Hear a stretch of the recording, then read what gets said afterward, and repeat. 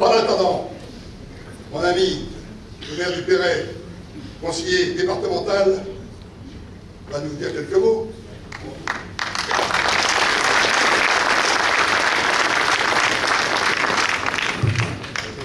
Merci Monsieur le maire, c'est avec un grand plaisir que je suis là aujourd'hui au Fargis. Je voudrais évidemment saluer Monsieur le Président du Sénat, Monsieur le sous-préfet également, saluer Monsieur le conseiller régional et président de Rambouillet Territoire, l'ensemble des maires et collègues qui sont ici présents, l'ensemble du conseil municipal, les adjoints de la commune de Fargis que j'ai le plaisir de côtoyer régulièrement en tant que voisin, et puis saluer les représentants des forces de l'ordre et de secours, mon capitaine, et puis évidemment mon lieutenant Dehorn, avec qui j'ai beaucoup d'échanges au quotidien et qui a été très très présent sur les inondations qui ont atteint les communes du secteur. Donc merci infiniment d'être là. Alors, c'est ma première cérémonie de vœux à Haut-Fargis. Ça a pris du temps avant que je vienne. Il y a eu 2 cérémonies qui avaient été annulées puisqu'il y avait eu la crise sanitaire. Il y a eu ensuite 2 autres cérémonies, et puis étant pris par une infinité de vœux dans le territoire, je n'avais pas eu l'occasion de venir. Mais c'était fait exprès aussi, parce que je n'osais pas venir. Parce que le Perret vivant à l'ombre d'Haut-Fargis, avec mon collègue des Essarts, on arrive vraiment en rampant quand on vient voir le maire d'Haut-Fargis. Et donc j'ai beaucoup de plaisir à être ici, même si, vous l'avez dit Monsieur le maire, on a un peu moins de sérénité dans les années à venir avec l'ensemble des finances de l'État, mais aussi et particulièrement du département. Et c'est en tant que conseiller départemental que je vais faire un mot là-dessus. Vous savez, le conseil départemental a 2 recettes principales. La moitié, c'est une dotation de l'État. L'autre moitié provient des droits de mutation à titre onéreux. Les droits de mutation à titre onéreux, ce sont les frais notaires. Quand vous allez acheter une maison, eh bien, vous avez une grosse partie qui va alimenter le budget du conseil départemental. Et quand vous payez ces frais de notaire, eh bien, le département peut financer ses compétences. Ces compétences, ce sont les collèges, c'est la protection des espaces naturels sensibles, c'est le financement des pompiers, c'est la protection des mineurs les plus vulnérables de ce département, c'est le handicap, c'est des missions sociales avec le versement du RSA, c'est l'autonomie des seniors. Donc des missions vraiment essentielles de proximité qui sont financées par le conseil départemental. Eh bien, je ne vous apprends rien puisqu'il y a eu une baisse des ventes immobilières depuis quelques temps, rien ne se vend, et ça a amené le département à perdre 250 millions d'euros de recettes. Et comme le département ne lève pas d'impôts, nous n'avons aucune possibilité d'augmenter nos recettes, ça veut dire qu'on est obligé de baisser nos dépenses. On a, et vous l'avez vu, des missions essentielles. C'est pourquoi on a baissé un petit peu partout, mais surtout, nous avons supprimé les dépenses dans nos compétences facultatives. Et c'est là où ça vous concerne, Monsieur le maire, c'est que les compétences facultatives, il y a l'accompagnement aux communes.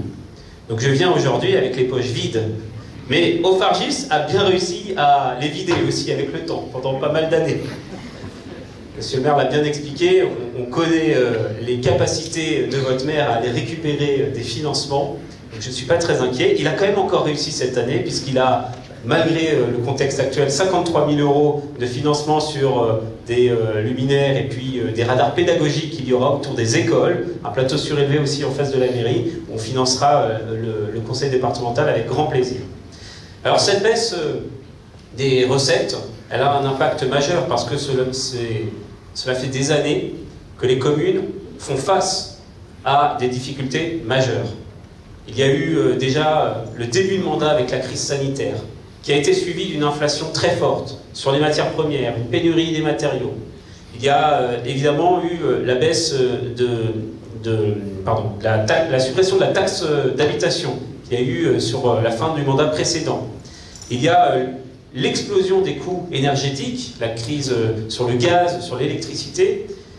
Et puis, pendant tout ce temps, ça a été la région Île-de-France, une partie l'État, le conseil départemental qui ont été là pour pallier ces difficultés en alimentant le budget des communes. Avec évidemment le conseil départemental qui tousse, avec l'État, je crois qu'il n'y a même pas besoin de parler de la situation de l'État, eh bien, il y a des années vraiment sombres qui viennent dans le financement des projets des communes.